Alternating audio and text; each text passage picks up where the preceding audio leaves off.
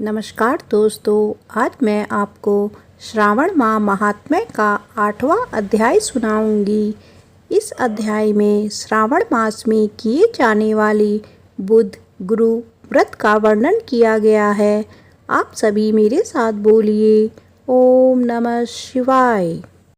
ईश्वर बोले, हे संत कुमार, अब मैं समस्त पापों का नाश करने वाले बुध गुरु व्रत का वर्णन करूँगा, जिसे श्रद्धा पूर्वक करके मनुष्य परम सिद्धि प्राप्त करता है। ब्रह्मा जी ने चंद्रमा को ब्राह्मणों के राजा के रूप में अभिषिक्त किया।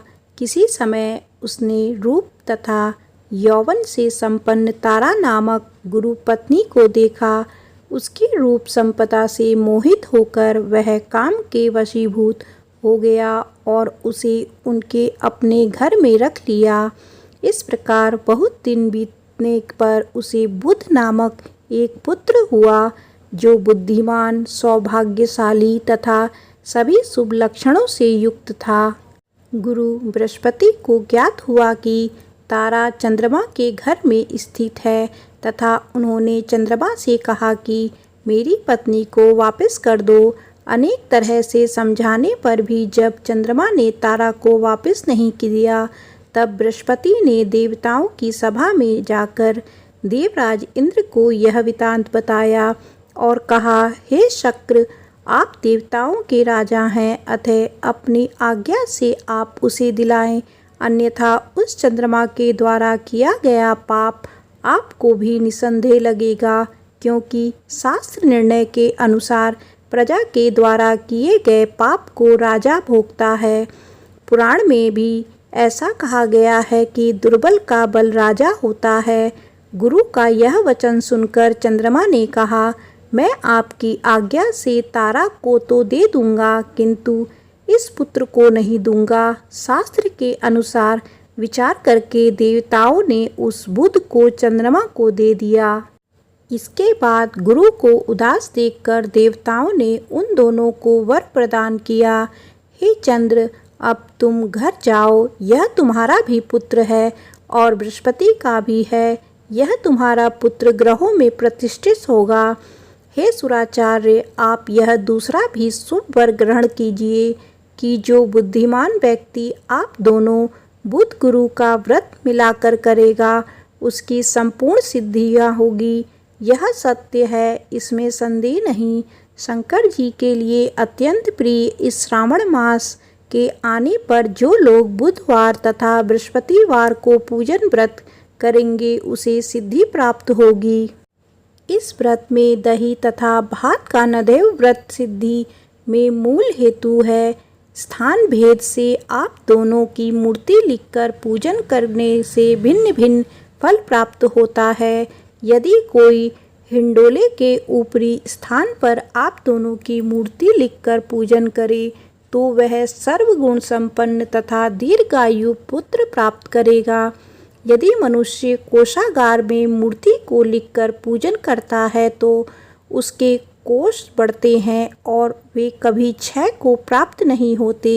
इसी प्रकार प्राकारालय में पूजन करने से पाक वृद्धि तथा देवालय में पूजन करने से उनकी कृपा प्राप्त होती है।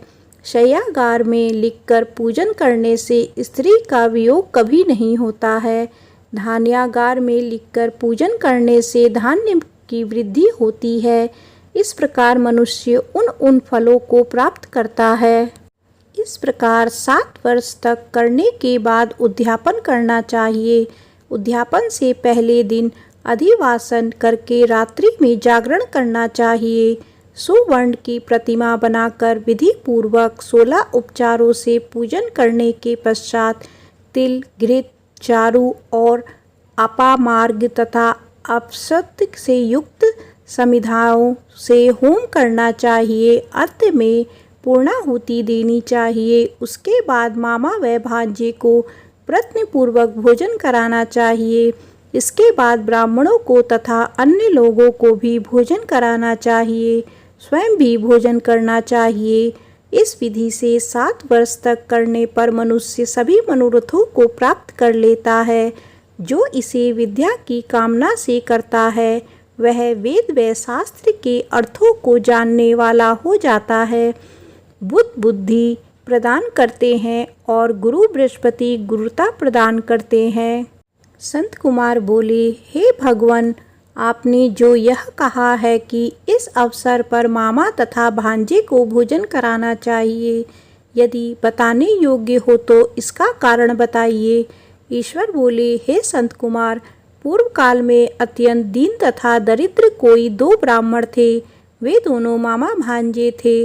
उदार पूर्ति हेतु परिश्रम पूर्वक भ्रमण करते हुए वे दोनों किसी नगर में अन्न मांगने के लिए गए थे। उन्होंने घर घर में श्रावण मास में प्रत्येक वार को उस वार का व्रत होते हुए देखा, किंतु कभी भी बुध गुरु का व्रत नहीं देखा। तब उन्होंने बहुत देर तक परस्पर विचार किया कि सभी वारों का व्रत तो सर्वत्र दिखाई पड़ रहा है, किंतु बुध गुरु का कहीं नहीं। अतः चूँकि यह व्रत अनुचित है, इसीलिए हम दोनों को चाहिए कि इस शुभ व्रत का अनुष्ठान आदर पूर्वक करें।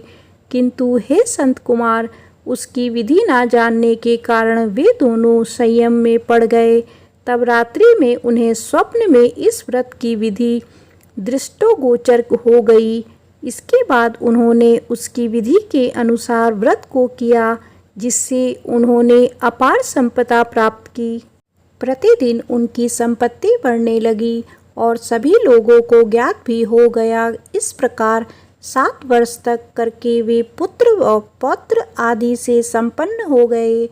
उसके बाद उनके ऊपर प्रसन्न होकर बुध व गुरु प्रकट हुए और उन्होंने उन दोनों को यह वर दिया, आप दोनों ने हम दोनों से निर्मित इस व्रत को प्रवर्तित किया है, अतः आज से कोई भी इस सुव्रत को करे। उसे व्रत की समाप्ति पर मामा तथा भांजे को प्रयत्न पूर्वक भोजन कराना चाहिए। इस व्रत के प्रभाव से उसे कभी कामनाओं की परम सिद्धि हो जाती है और अंत में चंद्र सूर्य प्रयत्न उसका हमारे लोक में वास होता है। श्रावण माह महात्म्य का 8वां अध्याय समाप्त होता है। आप सभी मेरे साथ बोलिए, ओम नमः शिवाय।